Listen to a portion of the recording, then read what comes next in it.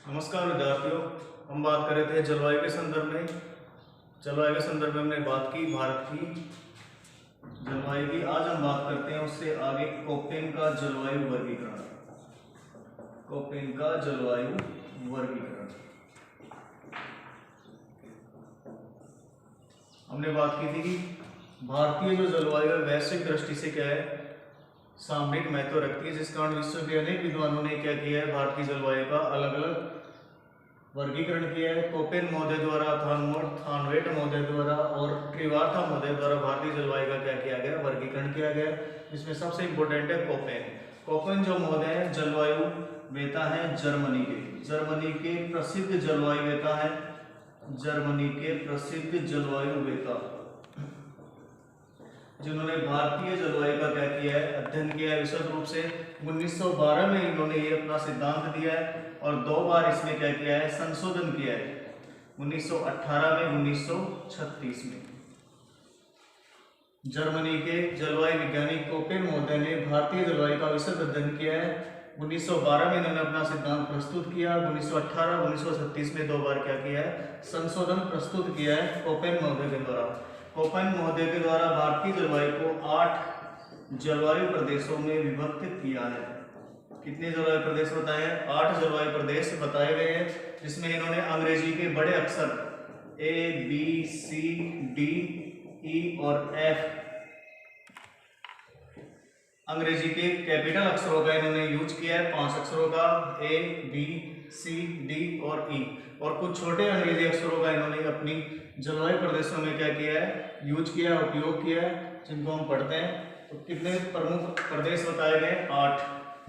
8 जलवायु प्रदेशों की यदि हम बात करें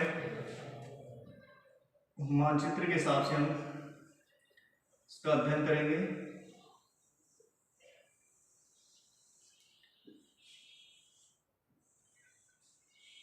कोपेन के जलवायु वर्गीकरण की बात की जाए तो कोपेन का जो जलवायु वर्गीकरण है उसका जो प्रमुख आधार है वो कोपेन महोदय ने क्या रखा है, तापमान और वर्षा।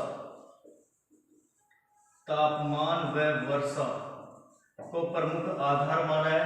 क्वेश्चन पूछा जाता है कोपेन ने अपने जलवायु का जो वर्गीकरण है उसमें आधार क्या रखा है, तो तापमान और वर्षा को रखा है प्रमुख रूप से।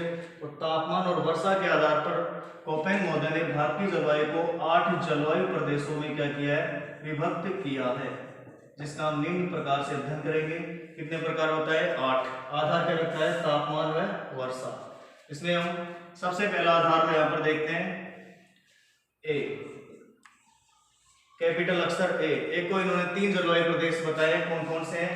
AW, AMW। कितने प्रकार बताए? 3 प्रकार, AW, AMW और AS।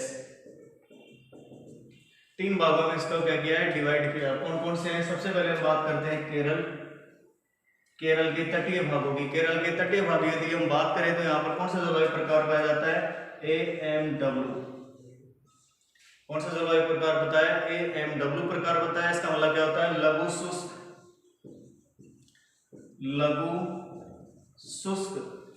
लघु शुष्क ऋतु वाला मानसून प्रकार। लघु शुष्क ऋतु वाला मानसून का प्रकार। तो AMW जलवायु क्या हो गई? लघु शुष्क ऋतु वाला मानसून का प्रकार। AMW कहाँ? तो गोवा के दक्षिणी भाग में, यानी केरल के तटीय प्रदेशों में, गोवा के दक्षिणी भाग में, गोवा के दक्षिणी भागों में,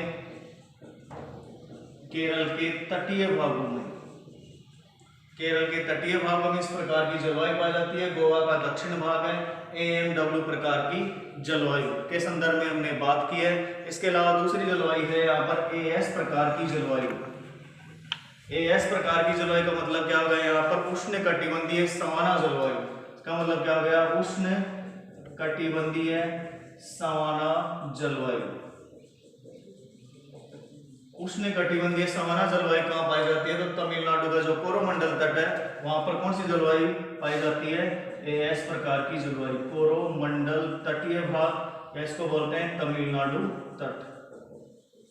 जहां पर लौटते मानसून की हमने बात की थी, लौटता मानसून कहां सक्रिय रहता है? तो कोरोमंडल या तमिलनाडु तट पर कौन से प्रकार की जलवायु पाई जाती है? AS। का मतलब क्या हो गया? उष्ण कटिबंधीय सवाना जलवायु। और तीसरी प्रकार की जो जलवायु है वो प्रायद्वीपीय पठार के अधिकांशतः भाग पर स्थित है, जिसका नाम है AW। भाग के संदर्भ में, प्रायद्वीपीय पठार के संदर्भ में यदि बात की जाए तो सर्वाधिक कौन से प्रकार की जलवायु मिलती है? AW प्रकार की जलवायु। AW का मतलब क्या हो गया? उष्णकटिबंधीय, उष्णकटिबंधीय सवाना जलवायु। ये सवाना यहाँ आएगी, ये थोड़ा गलती से लिखा गया यहाँ पर, सवाना प्रकार की जलवायु ये थी यहाँ पर। शुष्क ग्रीष्म ऋतु, शुष्क यहाँ पर आएगा ये शुष्क ग्रीष्म ऋतु मानसूनी प्रकार की जलवायु यहाँ पर उष्णकटिबंधीय सवाना जलवायु कहाँ आएगी? AW में। AW कहाँ पर है? प्रायद्वीपीय पठार के अधिकांशतः भाग पर कौन सी जलवायु निर्मित है? तो AW प्रकार की जलवायु पाई जाती है। AW प्रकार की जलवायु कहाँ कहाँ पाई जाती है? तो पूरे प्रायद्वीपीय पठार पे, अधिकांशतः प्रायद्वीपीय पठारीय भाग पे कौन सी जलवायु पाई जाती है? AW। वापस देख लीजिए, AMW गोवा के दक्षिणी भाग, केरल तटीय भागों में, जिसको बोलते हैं लघु शुष्क ऋतु वाला मानसून प्रकार की जलवायु। दूसरी जलवायु है AS प्रकार की जलवायु, शुष्क ग्रीष्म ऋतु वाली जलवायु।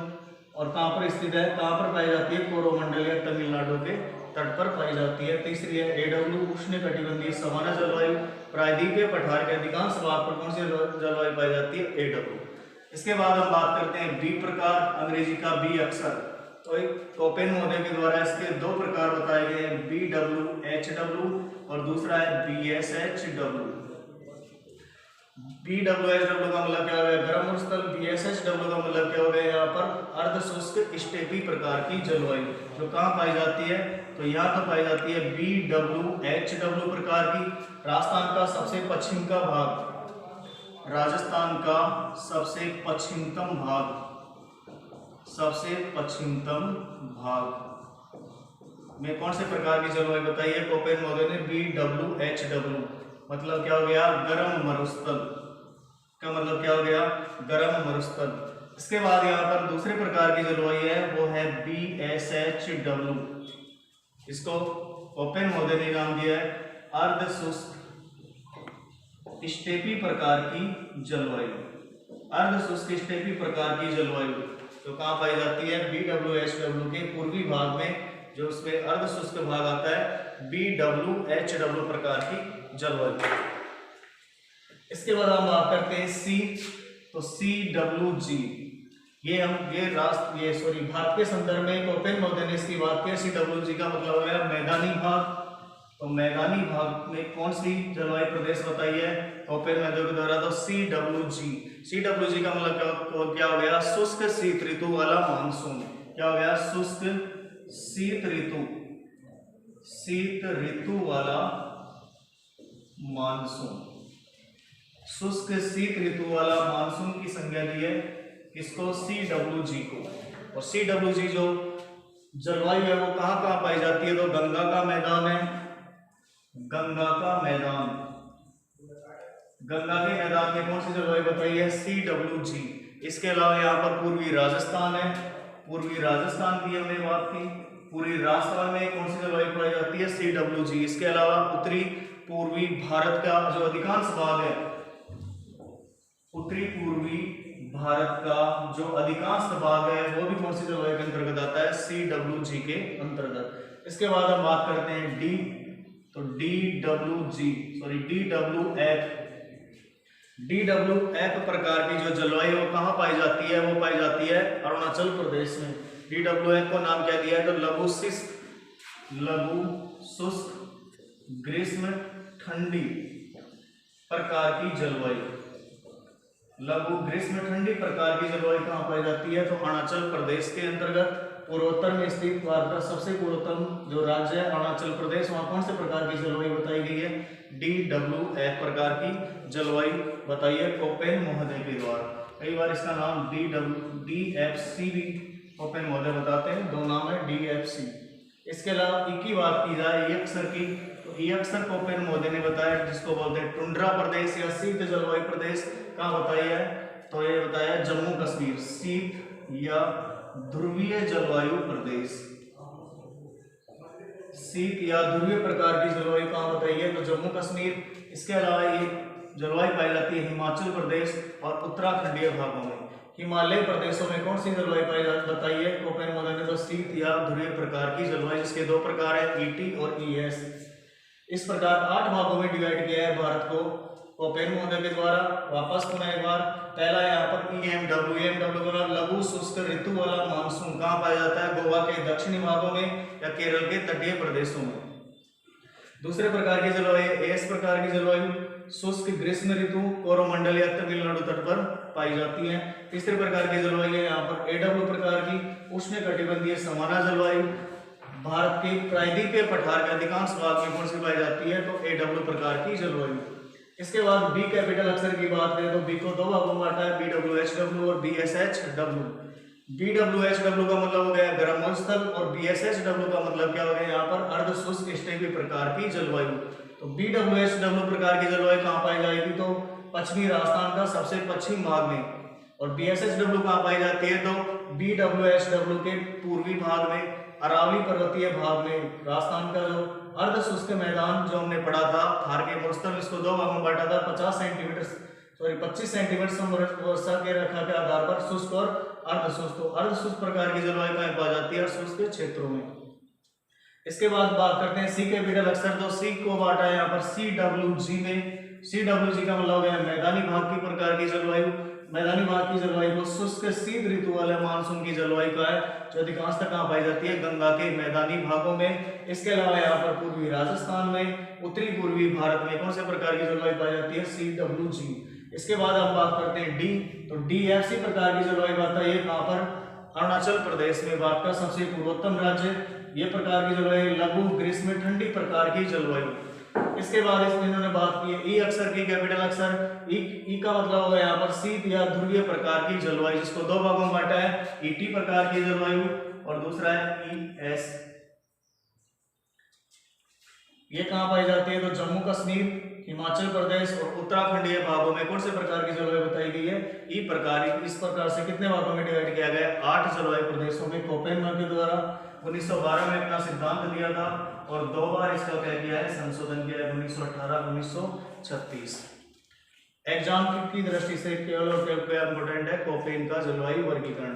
थानवेट और ट्रिवार्था का अक्सर एग्जाम में नहीं पूछा जाता, अधिकांश तक क्या आता है? कोपेन महोदय। इसके बाद हम बात करते हैं एल नीनो और लोनिनो की।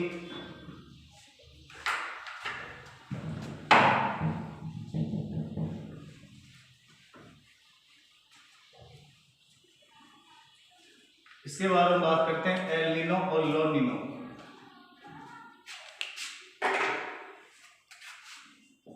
एल नीनो व लोनिनो क्या है? ये भी एग्जाम की पॉइंट ऑफ दृष्टि से इंपोर्टेंट है। El Nino, La Nina. El Nino को लोनिना की बहन, छोटी बहन बोला जाता है। एल नीनो क्या है? तो एल नीनो प्रशांत महासागर की क्या है? गर्म जल धारा। क्या है? गर्म जल धारा। लोनिनो क्या है? तो लोनिनो एक है ठंडी जलधारा। भारतीय मानसून पर क्या प्रभाव डालते हैं एल नीनो और ला नीनो? जब एल नीनो सक्रिय होती है, एल नीनो का मतलब होता है ईसा मसीहा, क्राइस्ट यीशु। इसका तात्पर्य होता है क्राइस्ट शिशु। दिसंबर के अंतिम महीने में यानी लगभग 25 दिसंबर के आसपास यानी क्रिसमस डे के आसपास ये जो गर्म जलधारा है सक्रिय होती है पेरू के तट पर। कहाँ होती है? पेरू के तट पर सक्रिय होती है। प्रशांत महासागर की गर्म जलधारा है। इसका जल कभी कभी कहा जाता है गर्म क्षेत्र हिंद महासागर में। हिंद महासागर में इसका जल यहाँ तक पहुंच जाता है। कब? दिसंबर के अंतिम सप्ताह में। इस कारण भारत की जो जलवायु है, जो मानसून है, वो क्या हो जाता है? कमजोर पड़ जाता है। कमजोर व शिथिल पड़ जाता है। भारत का मानसून क्या पड़ जाता है? कमजोर व शिथिल पड़ जाता है। किसके कारण? एल नीनो के कारण। और जब ला नीनो सक्रिय होती है तो भारत का मानसून क्या होता है? सक्रिय हो जाता है। और क्या हो जाता है? सक्रिय। और भारत में वर्षा क्या होती है? अधिक होती है। और जब एल नीनो सक्रिय होता है तो भारत में मानसून वर्षा क्या होती है? कम होती है। बारिश क्या होती है? कम होती है। तो एल नीनो क्या है? प्रशांत महासागर की गर्म जलधारा। ला नीनो क्या है? ठंडी जलधारा। एल नीनो को ला नीनो की क्या बोलते हैं? छोटी बहन। ये कब सक्रिय होती है? तो दोनों ही सक्रिय होती है। एल नीनो खासतौर से कब सक्रिय होती है? 25 दिसंबर के आसपास, यानी दिसंबर के अंतिम सप्ताह में। इसका मतलब क्या होता है? क्राइस्ट शिशु। पेरू के तट पर यह सक्रिय होती है और कभी कभी इसका जल कहाँ तक पहुंच जाता है? हिंद महासागर। इस कारण भारत का मानसून क्या हो जाता है? कमजोर और शिथिल हो जाता है। और ला नीना से क्या प्रभाव पड़ता है? तो अधिक क्या होती है? भारत में वर्षा होती है। इसके बाद हम बात करते हैं भारत की जलवायु को प्रभावित करने वाले प्रमुख तत्व। भारत की जलवायु को प्रभावित करने वाले बहुत सारे ऐसे कारक हैं तो इसकी जलवायु को क्या करते हैं? प्रभावित करते हैं। तो जलवायु को प्रभावित करने वाले कारक, जलवायु को प्रभावित करने वाले प्रमुख कारकों की हम बात करते हैं, जिसमें सबसे इंपॉर्टेंट कारक है पहला अक्षांशीय स्थिति। अक्षांशीय स्थिति, अक्षांश के आधार पर किसी भी देश की जलवायु का निर्धारण किया जाता है। भारत कौन से अक्षांश में है? तो भारत उत्तरी गोलार्ध में स्थित है। विश्व की बात की जाए कहाँ स्थित है? उत्तरी गोलार्ध में। और भारत के बीचों बीच से कौन सी रेखा गुजरती है? तो 23.5 डिग्री उत्तरी अक्षांश रेखा, जिसको हम बोलते हैं कर्क रेखा। और 21 जून को कर्क रेखा पर सूर्य की लंबवत क्या पड़ती है? किरणें गिरती है। कब? 21 जून को। जिस दिन अंतर्राष्ट्रीय योग दिवस मनाया जाता है 21 जून को, सूर्य की सीधी किरणें लंबवत चमकती है कर्क रेखा। और कब कर्क रेखा? भारत के बीचों बीच स्थित है, मध्य भाग में स्थित है। भारत के कहां पर? मध्य भाग से गुजरती है। 8 राज्यों से हमने बात की थी। तो भारत की जो जलवायु है कौन सी है? उष्ण कटिबंधीय जलवायु। तो अक्षांश स्थिति किसको प्रभावित कर रही है? जलवायु को। दूसरा इसका कारण है, दूसरा बड़ा कारण है समुद्र तट से दूरी। समुद्र तट से दूरी दूसरा कारण जलवायु को प्रभावित करने वाला सबसे बड़ा कारण है समुद्र तट से दूरी। राजस्थान की यदि हम बात करें तो राजस्थान है उसके समुद्र काफी दूर पड़ता है। कांडला बंदरगाह है राजस्थान के सर्वाधिक है नजदीक लगता है। समुद्र का जो तट है वहां पर सर्वाधिक क्या रहती है? नमी रहती है, जिस कारण बेंगलुरु का जो तापमान हमेशा क्या रहता है? सम रहता है। तो समुद्र तट से दूरी भी किसको प्रभावित कर रही है? जलवायु को प्रभावित करती है। तीसरा कारण है हिमालय पर्वत की स्थिति।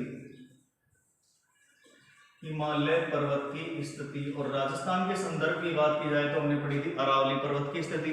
हिमालय पर्वत की स्थिति के बारे में हमने बात की थी। हिमालय पर्वत की यदि बात करें तो हिमालय जो पर्वत है साइबेरिया से आने वाली ठंडी हवाओं को क्या करता है? यहाँ पर रोक लेता है, जिस कारण भारत में शीत ध्रुव या ठंडी हवाएं यहाँ पर नहीं पहुंच पाती। और दूसरा कारण है यहाँ से जो मानसूनी हवाएं जाती है उन मानसूनी हवाओं को यहाँ पर अवरुद्ध कर लेती है, रोक लेती है, जिस कारण यहाँ पर क्या हो जाती है? रोकने पर बारिश हो जाती है। तो तीसरा कारण क्या है? हिमालय पर्वत की स्थिति। उसके बाद हम बात करें उच्चावचों की।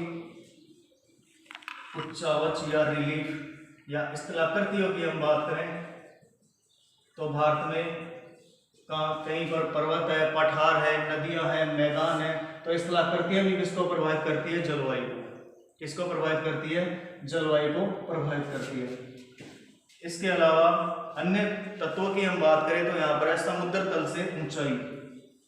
समुद्र तल से ऊंचाई। समुद्र तल से ऊंचाई की बात करें तो एक एग्जांपल से समझते हैं हम। आगरा का जो टेम्परेचर है वो है 18 डिग्री सेंटीग्रेड और दार्जिलिंग का जो टेम्परेचर है वो मान लीजिए 4 डिग्री सेंटीग्रेड है। इसका कारण क्या है कि आगरा है वो नीचे स्थित है, दार्जिलिंग क्या है? ऊंचाई पर स्थित है। समुद्र तल से क्या है? ऊंचाई। इसका प्रभाव पड़ता है जलवायु पर, जिसको हम बोलते हैं घाटी समीर, पर्वतीय समीर। तो इसका इफेक्ट पड़ता है। दार्जिलिंग आगरा से ठंडा क्यों है? समुद्र तल की ऊंचाई के कारण। हमने पढ़ा है 165 मीटर की ऊंचाई पर जाने पर 1 डिग्री सेंटीग्रेड में क्या हो जाती है? कमी हो जाती है। तो हम जो ऊंचाई की ओर जाएंगे तापमान क्या हो जाएगा? कम हो जाएगा। तापमान क्या हो जाएगा? कम हो जाएगा। तो जितना अधिक ऊंचा स्थान होगा उतना ही क्या होगा? ठंडा होगा। तो इस कारण समुद्र तल से ऊंचाई भी जलवायु को क्या करती है? प्रभावित करती है। इसके अलावा जल और थल का वितरण। जल और थल का वितरण ये भी जलवायु को क्या करता है? प्रभावित करने वाले कारकों में से एक है। तो प्रमुख कारक हमने पढ़े जलवायु को प्रभावित करने वाले अक्षांशीय स्थिति, समुद्र तट से दूरी, हिमालय पर्वत की स्थिति, उच्चावच या स्थलाकृतियां जिसमें पर्वत, पठार, मैदान आदि आ जाते हैं। समुद्र तल से ऊंचाई, और भारत की समुद्र तल से ऊंचाई मापी जाती है चेन्नई से। कहां से ज्ञात की जाती है? तमिलनाडु की राजधानी चेन्नई से। इसके अलावा जल व थल का वितरण आदि हमने बात की, तो जलवायु का टॉपिक हो गया समाप्त। कल हम बात करेंगे भारतीय मृदा के बारे में। धन्यवाद।